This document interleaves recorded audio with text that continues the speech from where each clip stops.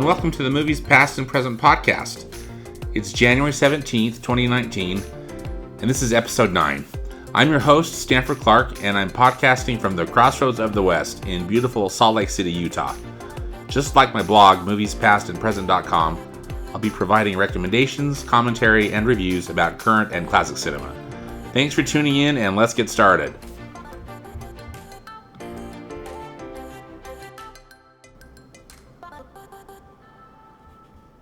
So I'm not recording a podcast next week, so this week is going to be a double episode. So I want to cover, there are 3 films that'll be new in theaters. One opens tomorrow, January 18th, and then there are a couple the following week. So first up is Glass, which opens tomorrow on January 18th. This is a thriller from Universal Pictures, and director M. Night Shyamalan is back. He is bringing together the narratives of 2 of his films, quite popular films. One is Unbreakable from 2000, and then the other one is Split, which was a hit of his in 2016. And according to the press release, it's these 2 films come together in one explosive, all-new comic book thriller, Glass. So Bruce Willis returns as David Dunn, and Samuel L. Jackson returns as Elijah Price, also known as Mr. Glass, as you probably remember. Joining from Split are James McAvoy, who is reprising his role as Kevin Wendell Crumb and the multiple identities who reside within him, and Anya Taylor-Joy as Casey Cook, who is the only captive to survive an encounter with the Beast. So following the conclusion of Split, Glass finds David Dunn, aka Bruce Willis, pursuing Crumb's superhuman figure of the Beast in a series of escalating encounters, while the shadowy presence of Mr. Glass emerges as an orchestrator who holds secrets critical to both of them. So this sounds like it's one of those twisty-turny M. Night Shyamalan movies. We'll see if it's any good. I know people really like Split. I thought Unbreakable was a really cool movie, and kind of at a peak at Shyamalan's filmmaking. But hopefully he's back, and I think a lot of people are probably going to go see that movie this weekend. So Glass is rated PG-13 by the Motion Picture Association of America for violence, including some bloody images, thematic elements, and language. Now we've got 2 major releases that are opening next week on Friday, January 25th. First one up is Serenity. Again, this opens on January 25th. It's a thriller, drama type film. It really actually looks like a film noir from the trailers. It's from Avalon Pictures. It's written and directed by the British screenwriter and director Stephen Knight. It stars Matthew McConaughey and Anne Hathaway. So Matthew McConaughey and Anne Hathaway are divorced. He's got now a peaceful life where he's a fishing boat captain, but his peaceful life is soon shattered when ex-wife Karen, played by Anne Hathaway, tracks him down and is begging him to save her and their son from her violent husband, from her current husband. She wants Matthew McConaughey to take this brute out for a fishing excursion and have him never come back, to throw him overboard. So McConaughey's character is thrust back into a life that he wanted to forget, and now he finds himself struggling to choose between right and wrong. Again, it looks very much like some kind of a film noir, maybe some kind of a double indemnity or something. Could be good. We'll have to see. It's rated R by the Motion Picture Association of America for language throughout, sexual content, and some bloody images. Final film we're going to talk about in new releases is also opening on January 25th. It's The Kid Who Would Be King. This is a family adventure from 20th Century Fox. Written and directed by Joe Cornish. According to the press information, it's old school magic meets the modern world in the epic adventure The Kid Who Would Be King. Alex, who's played by the actor Ashbourne Circus, thinks he's just another nobody when he stumbles upon the mythical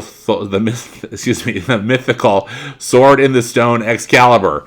I don't know if you've seen the previews, but I think it's really funny how the kid summons the lady from the lady from the lake in his bathtub. Anyway, which freaks out his mom too. But anyway, he must now unite his friends and enemies into a band of knights, and together with the legendary wizard Merlin, who in the film was played by Patrick Stewart, they take on the wicked enchantress Morgana, played by Rebecca Ferguson. So with the future at stake, Alex must become the great leader he never dreamed he could be. The previews made this look fun, so I hope it's just going to be a fun family film, not too stupid, just entertaining, and again, great for families. So it's rated PG by the Motion Picture Association of America for fantasy, action, violence, scary images, thematic elements including some bullying, and language. So 3 films: Glass, which opens tomorrow, January 18th, Serenity, and The Kid Who Would Be King, which both open on January 25th.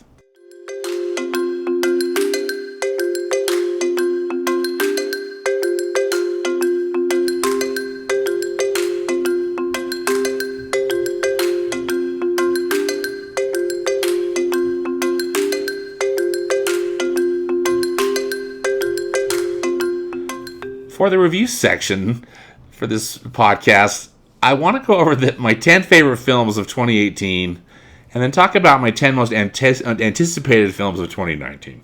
So thanks for indulging me on this, and hopefully it might give you some ideas of something to see if you haven't already seen it. Now, a bit of a disclaimer starting off with my 10 favorite films of 2018. Given where I live and also just given my schedule, I have not seen everything yet that have been considered like the great films of 2018. For example, I still haven't seen If Beale Street Could Talk, which just recently opened up in Salt Lake City, where I live. And I also didn't get to see Widows, and there's some others. And so this list could possibly change. I'm hoping to be able to see some of these films very soon. But here is the top 10 list as it now stands. And I'm going to start with the bottom. Actually, no, I think I'm going to give the list in alphabetical order. That's what I'm going to do. And the list, again, alphabetical order, not in any particular order of preference, because I like them all, and there you have it. So first up is Black Panther. I just thought Black Panther was one of the coolest superhero movies ever. So well directed, so well acted, such a compelling story, such cool special effects, such great costumes, just A+ in all regards. So Black Panther was a real win for me.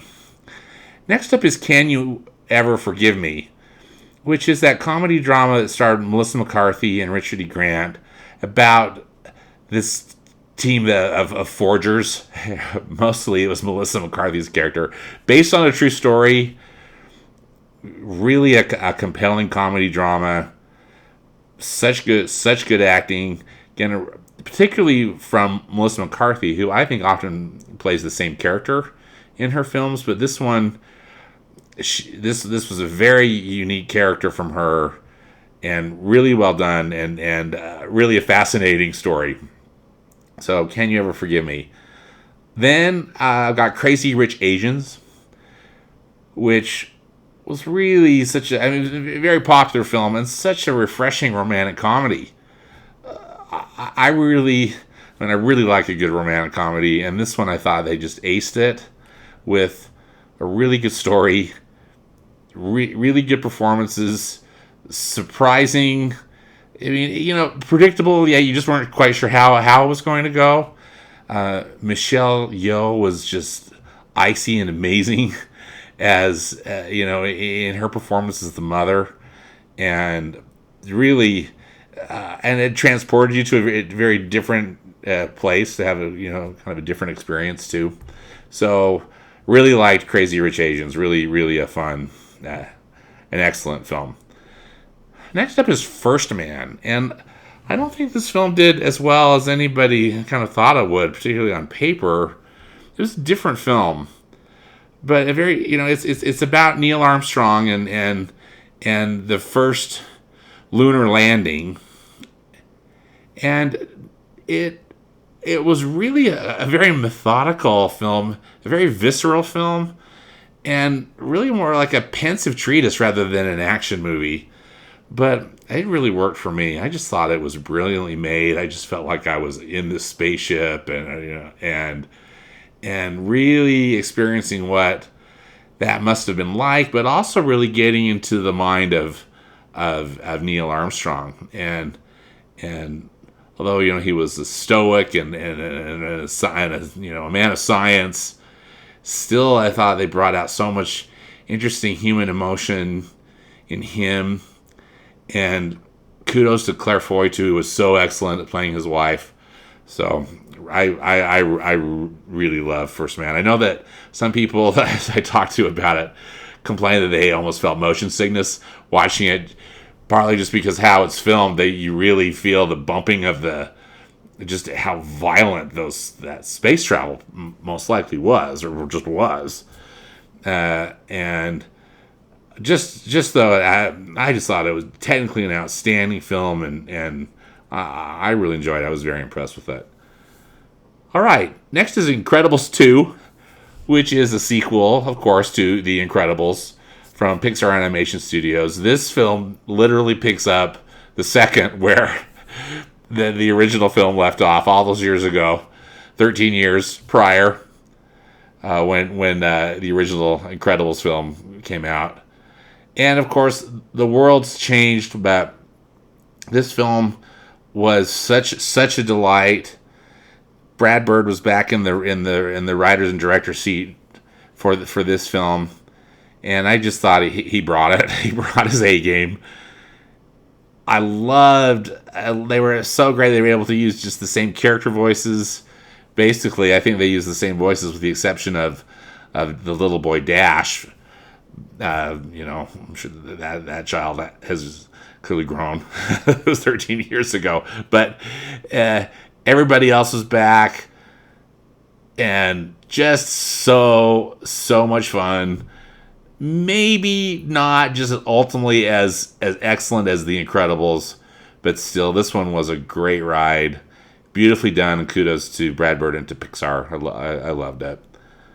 All right, then I've got Mission Impossible Fallout. Again, one I thought was just really one of the best action movies of the year. So cool. Christopher McQuarrie is such a good director, I think, in this genre.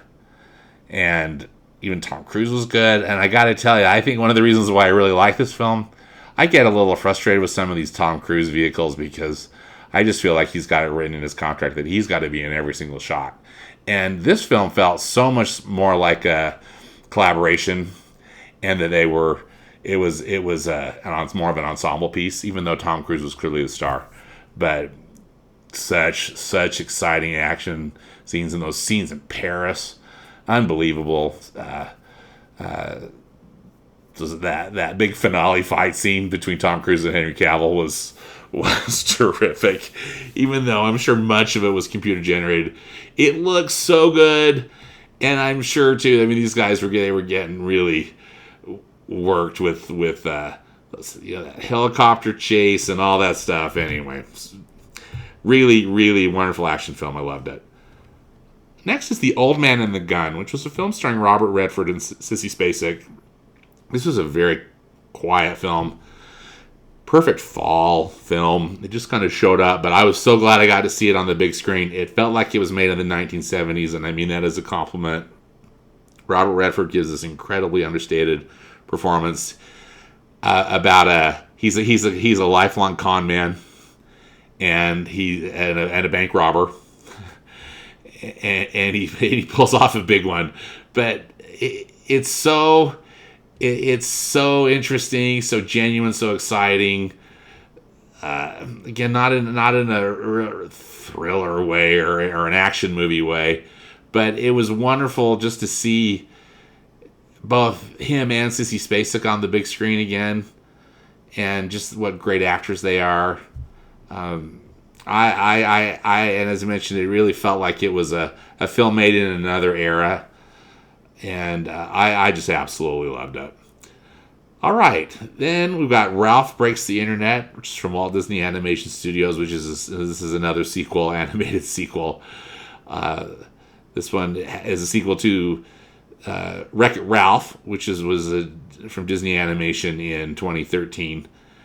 This film, so Ralph, who's voiced by John C. Reilly, and Vanellope, his buddy, who's voiced by Sarah Silverman, they venture into the internet from the arcade to go try to get a part for the Sugar Rush game that Vanellope lives in, that the game broke.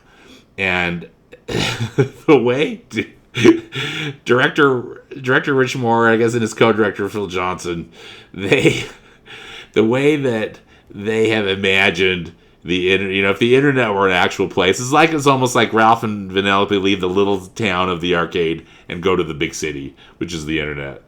It is so much fun, just endlessly clever. I thought when I saw the previews that I might be a little annoyed or a little frustrated with some of the product placement or different things, but it was used so expertly because it just was all placemaking, and it helps you just visually understand. They're at eBay, or there's Google or whatever, or Twitter, and it's so fun. But it also ends up telling a really interesting story about the nature of adult friendships, and I just thought it was a total winner. Fun, funny, and thought provoking. All right, this next one is probably going to be a little controversial, so please don't hate me. But I loved Solo: A Star Wars Story, which is from Lucasfilm. This was one of Lucasfilm's standalone movies, specifically focused on the story of young Han Solo, basically how Han Solo became Han Solo, and it didn't do that well. It wasn't very successful for any number of reasons. I don't think it sounds like a lot of people didn't like it, or they are now accustomed to a Star Wars movie opening up in December rather than opening up in the summer. Any number of reasons. Maybe the actors didn't look much like the characters they were playing, et cetera, et cetera. I thought it was a blast. I felt like I was again transported back to when I was watching the original trilogy back when I was a kid and watching it in the theaters. The film also, had a really troubled production. They had to switch directors out mid or kind of late into filming, and I just think it was a miracle that it even got made. The special effects are great. I thought that the direction was really good, and Ron Howard was the one who came in to rescue it. So he was the steady hand. But it was like a Western in space, in the Star Wars universe, and just fun to see how they envisioned Han Solo, how he came to be. So I liked it, and there you have it. Then final film is Spider-Man Into the Spider-Verse. We've talked about this already on the podcast. Such a knockout as far as animation and really cool storytelling goes. Just so much fun to watch. So fun to see on the big screen. Just a big win. So there you have it. Those are my 10 favorite films of 2018. Now for my 10 most anticipated films of 2019. This first grouping, I'm grouping 3 films in one. Marvel Studios is going to have another big year. They've got 2 Marvel Studios films and then 1 film that they are co-producing with Sony. So the first one up is Captain Marvel, which is coming out on March 8th. This is about a female superhero named Captain Marvel, played by Brie Larson. I don't know. I don't read the comics. I don't know that much about this character, other than from what I hear, she is got some serious powers and some serious skills, and that's evident in the trailers. This film is set in during the 1990s, so we've got a young Nick Fury, played by Samuel L. Jackson, who's in it, and also Agent Coulson's in it with Clark Gregg returning back into the cinematic universe, and it's got a big Annette Bening's in it. There's and Jude Law. They've got a really cool cast. This is a big cast, and we'll just see how it rolls out. And clearly, Captain Marvel is going to be playing a very key role in the next Avengers film, which is Avengers Endgame, which opens up a few weeks later on April 29th. So we really won't have to wait too long until after we see Captain Marvel to get back in to see what in the world is going to be happening with the Avengers after the total obliteration from Avengers Infinity War last year. I know Infinity War was a bit controversial. I knew that it was a two-parter, that this Avengers Endgame is the second part of that whole story arc. So it didn't make me upset. It just, in fact, it reminded me that I'm grateful that on some of these films today we only really have to wait a year. In some cases, maybe in 2 years to see the results. I remember having to wait 3 years between original Star Wars trilogy films and talk about long cliffhangers. So I think in the culture that we've got, which is kind of the binge watching culture, where you're used to having all these films and TV shows already made, and you get to see the whole thing, having to have a bit of a cliffhanger and wait, I know has not made people happy, but I'm happy that we've only had to wait a year, and I think it's just going to be a lot of fun. Next, then this third film, kind of in my first thing, is another Spider-Man movie. Maybe it's going to be Spider-Man Overkill. I don't know. But this one's called Spider-Man Far From Home. It's got the same creative team as created Spider-Man Homecoming a couple years ago, which I loved. I just thought that film was so much fun. So, again, my perspective on these Marvel films, they're not gospel to me, but they're a totally fun diversion. I love how they've interwoven the plots between all the films. I just think it's just like a great serialized film series. How cool! How cool! How cool that we get to live that through this and see it on the big screen. Next up is kind of a random pick for my number 2 film, but it's called Where Do You Go, Bernadette? Comes out on March 22nd. This is a comedy drama directed by Richard Linklater. It had me at Richard Linklater. I think he's such a good director. And it's based on a 2013 novel by Maria Semple. So it stars Cate Blanchett, who is an anxiety-ridden woman. She's a mother, and she disappears one day. And so her 15-year-old daughter does everything she can to track her down, discovering her troubled past in the process. I think, again, the combination of Richard Linklater and Cate Blanchett, it's like, yes, please. All right, my number 3 choice, and anybody knows me, I think might be a little surprised by this one. This is I picked Disney's Aladdin. Comes out on May 24th. So as you know, this is a remake of the 1992 animated feature Aladdin. This one is directed by Guy Ritchie, of all people. I just think, what in the world is Guy Ritchie doing directing a Disney movie? So, let alone, a musical set in Arabia. I don't know.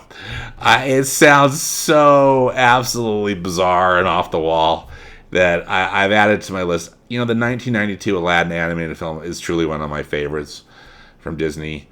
I think it's really disappointing that all Disney live action films are just remaking their animated catalog. But I mean, that's just the reality we live in. We're getting 3 of them this year. I'm only picking this one. The other 2, I mean, I'll go see them, but I can't say that I'm really jumping up and down in front of them. This one, though, I'm so curious. Will Smith is playing the genie. There have been some pictures that have been released of both Aladdin and Jasmine, I believe, are relatively newcomers, kind of unknown actors. Will Smith is playing the genie. It looks like he's not going to be blue. I think I read some stuff on Twitter. People were complaining that he's not blue. There's a Broadway play currently. Disney has been making these Broadway plays from these animated features too, and Aladdin's been out a while. I've seen it, the Broadway version of it, and in the Broadway play, Genie's been played by an African American with just his regular skin, and is just a larger than life character that can do lots of singing and dancing and rapid fire dialogue. So Will Smith, I think, fits that bill. Don't know if they're going to be modeling this after the Broadway play in particular, or how, if it's going to be kind of a combo of the Broadway play and the animated film. Regardless, it's coming. So we're Dumbo on The Lion King, but Aladdin's the only one I'm putting on my list. Okay, next up on May 31st is another Godzilla movie. This is Godzilla King of the Monsters. Godzilla is back in the global ring with new challengers Mothra, Rodan, and King Ghidorah. I mean, it had me at Mothra. I love the Japanese Godzilla movies from the 60s. I just think they're, from the 50s and the 60s, I just think they're little slices of kitsch heaven. And anyway, this is, tied in with that Godzilla remake from not too long ago that was directed by Gareth Edwards. There's a different director for this one, but Ken Watanabe is back in it, as is Vera Farmiga, Sally Hawkins, and Kyle Chandler are going to be in it. Anyway, I think, just, again, it had me at Mothra, so I think we're in for just another silly, fun monster movie, and I hope it's just going to be a blast. All right, June 21st is Toy Story 4. Now, we need another Toy Story movie like I Need a Hole in the Head. Toy Story 3 was a perfect ending to this quote-unquote trilogy. That, I don't think it was necessarily a trilogy, but it's just how it rolled out. I love these characters so much. And I adore Pixar Animation Studios, so I just really hope this is going to be good. I bet it is. I know it's had a rocky production too. It sounds like initially Rashida Jones and her writing partner were involved in it, and they were working with John Lasseter too. And then John Lasseter kind of left in shame from his role at Disney and at Pixar, and then Rashida Jones was pretty vocal that kind of about the boys club that's going on at Pixar, and lots of bad and discouraging things. But I hope that this film's going to be solid. All the voice cast is back. Again, directed by this guy named Josh Cooley. I think it's his first film, his first feature film. But the story trust at Pixar is, or I think they call it the brain trust. But they're solid, and they do great work. And so let's just, I'm really excited to see it. Let's hope it's going to be good. Okay, this next one is a racing movie. It's coming out the following week on June 28th. It's called Ford versus Ferrari. This is a story that about Ford deciding to compete at the 24 Hours of Le Mans race. It's in France. This is, for years, it just was dominated by Ferrari. And the Ford Motor Company tried to buy Ferrari in the 1960s. And in fact, it sounds like they had a kind of almost like a verbal agreement that this was going to happen. And then Enzo Ferrari, the chairman of the company, he backed out on the deal, which just totally upset the Ford management team. And so they decided that they were going to go to Le Mans in France, and they were going to beat Ferrari. And they did. So, spoiler alert. But it's a really cool story. It's going to be a sports drama, but it's going to be about Ford's efforts to build a race-worthy car to rival and hopefully defeat Ferrari at the 1966 24 Hours Le Mans race. It's starring Christian Bale, Matt Damon, and James Mangold directs, and it sounds totally cool to me. So that's Ford versus Ferrari. Then in October, it's October 4th, there's a sci-fi film called Gemini Man. And this is directed by Ang Lee. Ang Lee just directs the most interesting movies. He just genre hops and does all sorts of stuff. One of my more recent favorite films from Ang Lee was The Life of Pi. I don't know if you saw that one, but I loved it. But this film is the movie starring Will Smith. So go figure. But Will Smith plays an assassin who wants to retire and start a new life, but he finds himself accosted at every turn by a younger, stronger clone of himself. So I think that's really all we know about it. But I think it sounds cool. And again, they had me at Ang Lee. Okay, probably going to get some haters for this one, but I'm actually really looking forward to Walt Disney Animation Studios' Frozen 2. I just thought Frozen was such a good film. A return to form for the animated musical. It was so original. The songs were so good. The animation was just stunning. And I'm just hopeful. I'm just throwing hope out there and positive vibes that they're going to do a good job with it at Disney. It's not going to be stupid, or they're not going to take stuff in weird ways, but it's just that it's going to be good. So fingers crossed. Frozen 2 comes out November 22nd. The week after is, on November 27th, is Knives Out. And this is the next film directed by Rian Johnson. Now, Rian Johnson directed Star Wars The Last Jedi, which was a real lightning rod in the Star Wars fan community. It's one of those you either loved or you hated, and the haters were really, really vocal. But anyway, he's returning. It's a crime thriller, which are some types of films that he's directed, and such as Looper. And I'm just excited to this cast that he's assembled. I'm excited to see them all in action. Let me tell you who's in some of the people who are in this film. There's Jamie Lee Curtis, Chris Evans from Captain America fame, Daniel Craig, Toni Collette, Michael Shannon, Christopher Plummer, Don Johnson, of all people. So, anyway, and then a bunch of unknowns. So I'm really excited. I think Rian Johnson knows how to direct a film, and this just looks like, or sounds like, it's just unusual enough that it really could be a lot of fun. Then finally, here we are at number 10, the film I'm most excited to see in 2019 too, and it's the last one to come out.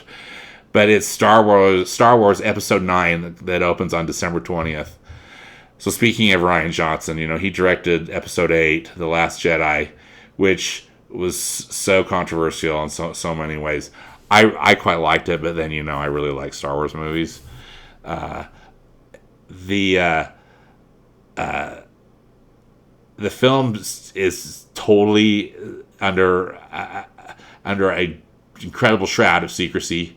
It's being directed by J.J. Abrams, who directed Episode 7, The Force Awakens, which was which was the first film that came out after Disney bought Lucasfilm, and was just a monster hit, and really totally entertaining, and I thought a very good movie. So I think a lot of fans have a lot of hope in JJ that he's going to bring balance back to the Force. Well, we'll see. Again, I like The Last Jedi, and I'm so excited just to see this one. supposedly it's a wrap-up of this whole Skywalker family saga, and we'll just see how that all pans out. But all the new trio is back: Daisy Ridley, Oscar Isaac, and Adam Driver, and then Mark Hamill is going to be back. So even though Luke kicked it in Episode 8, spoiler alert, sorry, if you haven't seen it, he's back in it. Billy D. Williams is in it as Lando Calrissian, and then some other people are in it was characters that we just don't know. But the cast is cool.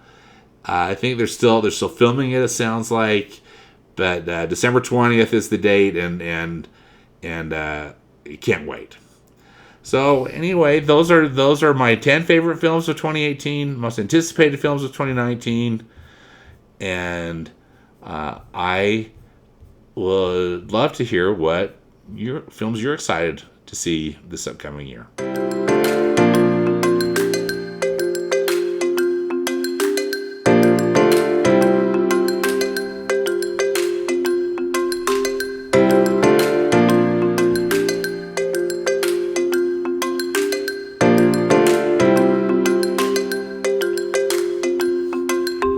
Last up is Classic Cinema Corner, and I just got a couple of things I want to talk about.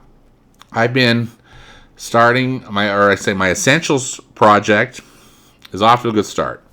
So as I've put on my blog, and you've heard me talk about it as well, there's this cool book that Turner Classic Movies put out called The Essentials, and it's got 52 films that they feel are just, solid viewing for the classic movie fan. Must-see films. They're not necessarily like the best films ever made, although all the films I think are outstanding that they picked. But I just thought this would be a fun project to go through this list and watch one of these old movies a week, and then blog about it. So there are a couple films that I've seen now that I've got reviews on the blog, and I'll put links to them in the notes on the blog. But I saw, and I'm going a little bit out of order. Just when I have an opportunity to see a film on the list, I'm going to take it. So I saw Now Voyager, which is from 1942, that stars Bette Davis and Paul Henry, as well as Claude Rains. It's a romantic melodrama, and it's just absolutely outstanding. It's a film I had already seen, but Bette Davis plays this spinster who is under the control of a horrible, horrible mother. In fact, I think she might get she's played by Gladys Cooper. I think she might get the award as really one of the worst movie mothers ever. So poor Bette Davis, she's at her wit's end, and a kind sister-in-law can see what's happening, and she brings in a psychiatrist friend of hers to kind of do in a way a stealthy evaluation of what's going on at home and what's going on with Bette Davis's character. Her character's name is Charlotte, and he is able to get her out of the house and into his sanitarium for a few months, and then he sends her on a cruise to help her kind of practice her social skills and continue her healing process before she has to go back into the home environment, back with her mom. And on the trip, she falls in love with this character played by Paul Henry, and Paul Henry's in an unhappy marriage, and there's all sorts of stuff going on. Again, it's a melodrama, but it's important in some ways. And I blog about this, but it was important, and historically, it was from a film and history standpoint, in that this character, Charlotte Vale, that Bette Davis plays, really is an independent female and makes some decisions in her life where she's probably not going to be finding her happiness through marriage. And I think that was rather shocking and liberating at the time. And the film is just expertly made, and it's a story expertly told, and just with incredible performances. So this is a terrific story. So I really would recommend watching Now Voyager if you haven't seen it. The other film I want to talk about is All Quiet on the Western Front, which is from 1930. This was one I had not seen before. I've heard about it and know that it's a seminal film and one that is highly regarded, and I can see why. I mean, I was really quite mesmerized by it. It's a very strong anti-war film. It's set. It's about the German. It's about Germans fighting in World War I, and it basically tells the story of an enthusiastic group of young men who join the war effort and then really become disillusioned by it, and again with cause, because they see and have to deal with a lot of really horrible stuff. It's stunning filmmaking.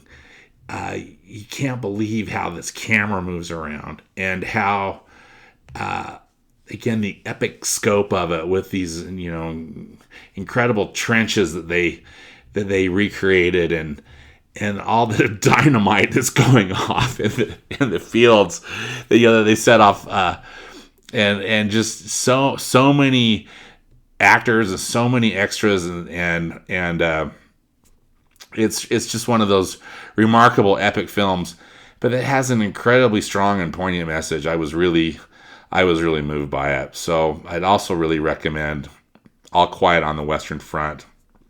That's from 1930. So Now Voyager, I watched it on DVD, and it also is available on Apple iTunes. And All Quiet on the Western Front, I rented from DVD.com, and it also is available on Apple iTunes.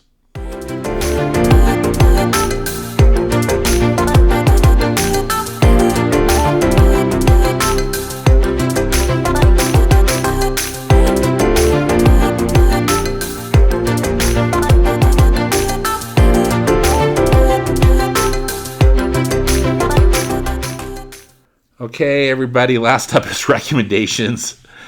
And just looking at what's playing in the theater, a bit of a broken record. I think, again, we've got these new films opening up, so hopefully you'll be able to go have some fun with those, and hopefully they're going to be good. Also, just looking at what's playing at my local multiplex, and Green Book is still there. If you haven't had a chance to see Green Book, I definitely would.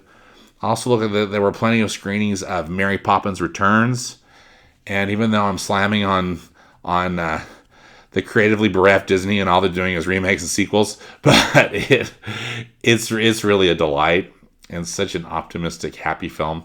So definitely would recommend seeing Mary Poppins Returns. And then speaking of Disney and sequels to Ralph Breaks the Internet, I noticed that there were plenty of screenings of it, and that's also such a good movie. So there you have it for recommendations.